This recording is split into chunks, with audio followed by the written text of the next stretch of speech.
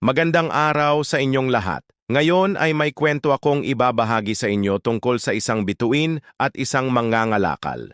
Noong unang panahon, may isang mangangalakal na naglalakbay sa iba't ibang lugar upang makapagbenta ng kanyang mga paninda. Isang gabi, habang siya ay naglalakad sa isang madilim na daan, napansin niya ang isang napakagandang bituin sa kalangitan. Ang bituing ito ay hindi katulad ng iba. Ito ay mas maliwanag at mas marilag kaysa sa mga kasamahan nito. Araw-araw, tuwing gabi, hinahanap ng mga ngalakal ang bituing ito at kinakausap. Para sa kanya, ito ay naging gabay at kaibigan sa kanyang mga paglalakbay. Mahal kong bituin, wika ng mga ngalakal, salamat at lagi kang nariyan para sa akin. Ikaw ang aking liwanag sa mga madidilim na gabi ng aking paglalakbay. Ngunit isang gabi, napansin ng mga ngalakal na ang bituin ay hindi na kasing liwanag ng dati. Unti-unti itong kumukupas. Nag-alala siya at tinanong ang bituin kung ano ang nangyayari. Mahal kong kaibigan, sagot ng bituin, ang bawat bituin ay may takdang panahon sa kalangitan, malapit na ang aking oras. Nalungkot ang mga ngalakal ngunit sinabi ng bituin, huwag kang malungkot. Sa tuwing titingala ka sa kalangitan, isipin mo na ang aking liwanag ay nasa iyong puso.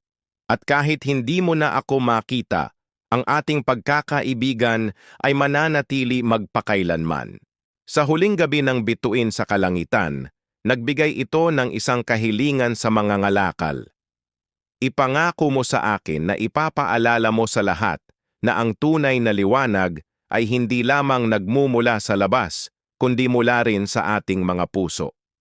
Mula noon, ang mga ngalakal ay naglakbay hindi lamang para magbenta ng kanyang mga paninda, kundi para ibahagi ang aral na itinuro ng kanyang kaibigan na bituin.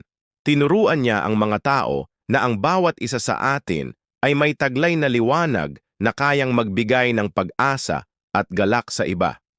Mga kaibigan, ang kwentong ito ay nagpapaalala sa atin na ang tunay na pagkakaibigan ay walang hangganan.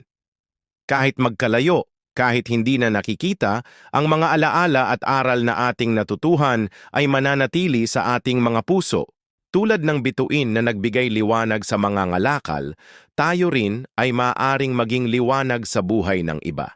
Sa bawat kabutihang ating ginagawa, sa bawat ngiting ating ibinabahagi, tayo ay nagiging bituin sa buhay ng iba. Salamat sa inyong pakikinig sa kwentong ito.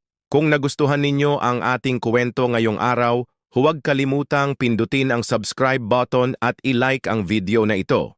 Ibahagi rin natin ito sa ating mga kaibigan at mahal sa buhay upang mas marami pang tao ang matutuhan ang aral ng bituin at ng mga ngalakal.